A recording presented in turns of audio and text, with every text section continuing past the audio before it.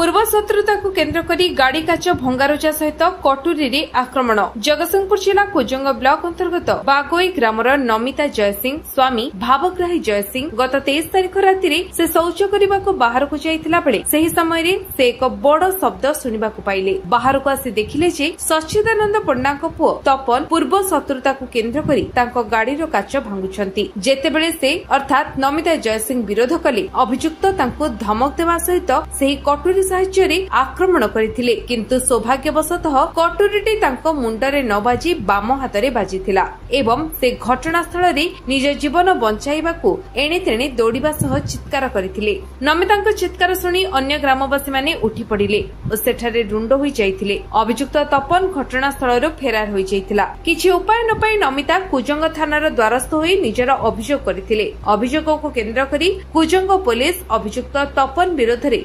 188/25 मामला रुजु करिछि।